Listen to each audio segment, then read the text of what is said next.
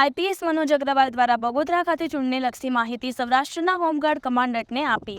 આગામી લોકસભાની ચૂંટણી 2024 અંતર્ગત આજે ગુજરાત હોમગાર્ડ્સ અને સિવિલ ડિફેન્સના director general IPS Manoj Agrawal સાથે સૌરાષ્ટ્ર ઝોનના હોમગાર્ડ્સ જિલ્લા કમાન્ડન્ટ સાથે બગોદરા સર્કિટ હાઉસ ખાતે મીટિંગ રાખવામાં આવી। આઈપીએસ મનોજ અગ્રવાલે આવનાર ચૂંટણી બંદોબસ્તમાં કઈ રીતે આચારસંહિતાનું ચુસ્તપણે પાલન કરવું, હથિયારધારીનું પણ માર્ગદર્શન આપવામાં આવ્યું। કાયદો વ્યવસ્થા જળવાઈ ચૂંટણી બંદોબસ્ત ચુસ્ત થાય તેના અંતર્ગત સૌરાષ્ટ્રના જિલ્લા કમાન્ડન્ટને ચૂંટણીલક્ષી માહિતી આપી હતી, જેમાં એમ.એન. ત્રિવેદી, એચ.એમ. ચુડાસમા, વી.સી. દવે, આઈ.પી. ડાબી સાથે વિવિધ જિલ્લાઓમાંથી આવેલા જિલ્લા કમાન્ડન્ટ્સ હાજર રહેલા। રિપોર્ટર મહેશ મકવાણા, અમદાવાદ।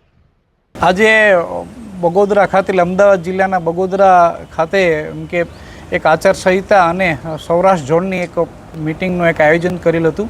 આચારસંહિતા લીધે હથિયારધારીઓ જે છે એની પણ માર્ગદર્શન અને રાષ્ટ્રીય પર્વ ઉજવણી છે એના પણ સંવિધાનને ધ્યાનમાં રાખીને અને બંદોબસ્ત ચુસ્ત થાય અને કાયદો વ્યવસ્થા જળવાય એ સાથેની એક જિલ્લા કમાન્ડરો સાથેની સૌરાષ્ટ્ર ઝોનની એક મિટિંગનું આયોજન કરવામાં આવ્યું હતું।